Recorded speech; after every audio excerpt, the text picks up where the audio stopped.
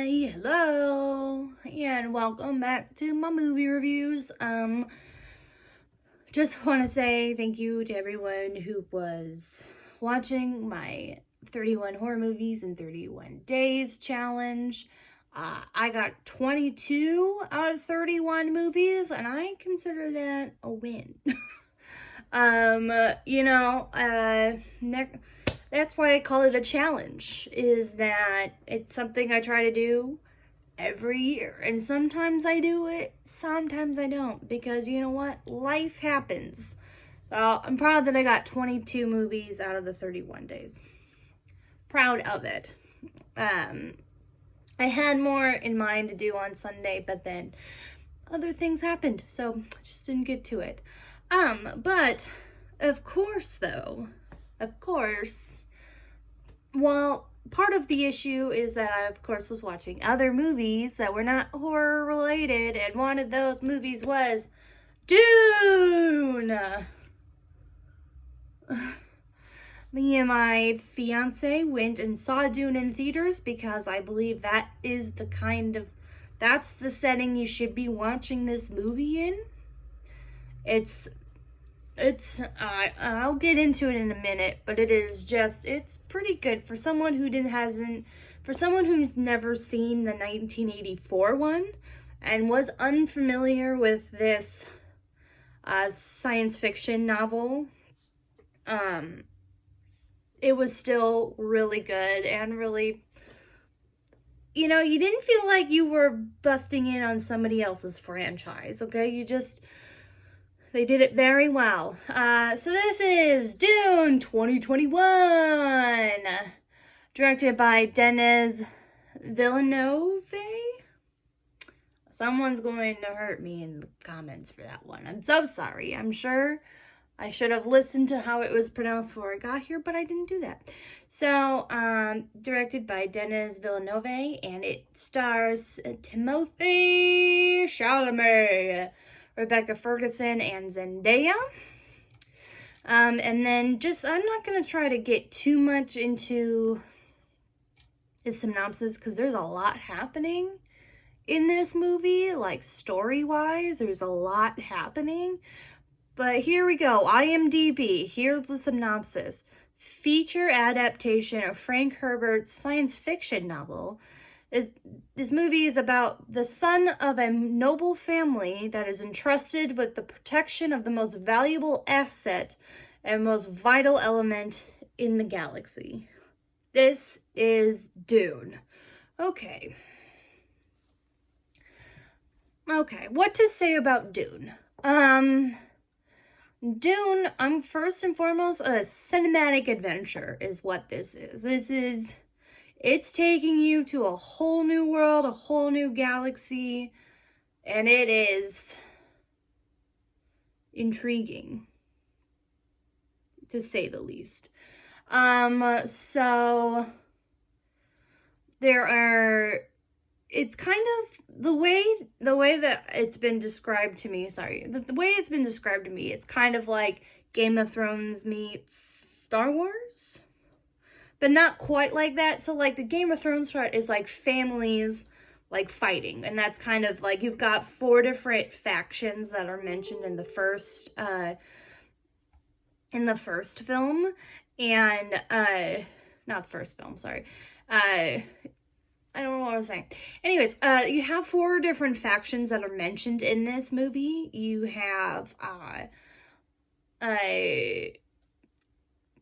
don't even know if I remember all of them, because they're all obviously named the Atreides clan. I don't know if they're clans, but I'm calling them clans. Atreides clan. There's the Hathotman clan. That doesn't sound right. Hathotman clan.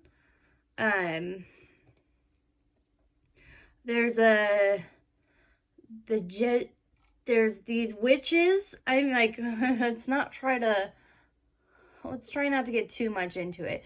There's space witches, and then there are the Furmen, who live on the planet of Arrakis, which is a huge desert planet that has a huge production of spice, that's the vital, spice is the vital element to galaxy, and its most valuable asset, because you need spice to be able to travel in space. So basically House Atreides, maybe I'll just call it House Atreides, basically gets told by the Empire that they're going to be overseeing the production, not even production, the harvesting of spice, and, and that whole planet. They're gonna just look after it. And of course, there's people who already live on this planet, so it's very colonial of them. Maybe that's the word I want to use. Very colonial of them. We're just going to go to this planet and kind of take over its resources and the people there. So there's that. I was listening to a podcast on this, and it makes a lot of sense. It's kind of like a big allegory for oil in the Middle East. It's fine. But this book came out in 1969, and I'm not... Well, but we still were getting oil from the Middle East, so it's probably the same thing. Anyways, the son is half politician, dad obviously politician, Duke, and half witch, because that's how that works. And then, of course, you have this whole underlining thing with the witches. Witches are technically only women, and now there's a man, and then, there's this whole, it's a hero's journey. That's what this movie is. It's about a hero's journey to coming into his own and becoming the hero that he's meant to be. It is also seen as, a savior type. There's this whole underlying, prophecy thing happening, and everyone thinks he's the chosen one. Very Harry Potter of us. But everyone loves a good hero story. Everyone loves a good hero journey. Them figuring out themselves, them figuring out their purpose in life, and then eventually, I'm sure, defeating the old ones.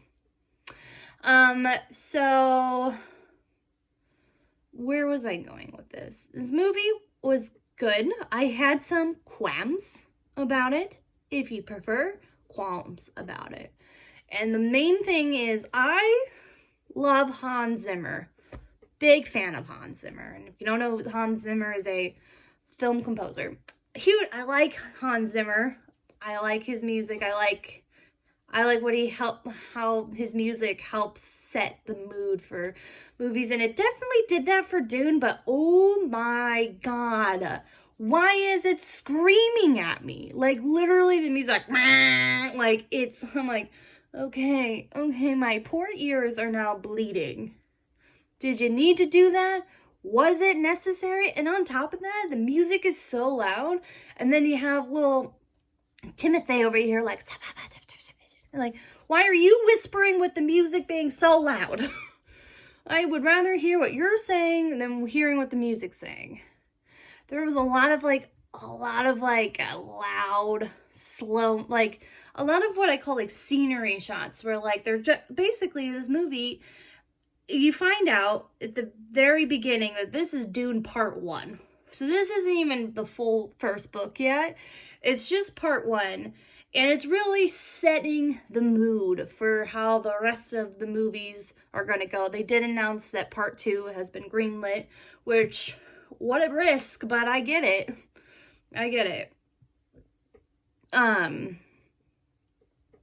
The music was so loud. So if you're planning on watching this on HBO Max, which you do have the option to watch it on HBO Max, put on the subtitles.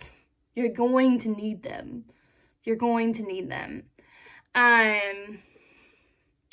But yeah, I think that's the other thing is there's so much in the narrative that you're so much in the plot points you're trying to point out, trying to figure out and put together. But at the same time, you have a lot of these scenes where it's it's just them flying into the desert for 5 minutes, and it's why? Okay, this became a music video, and I had no idea. My other qualm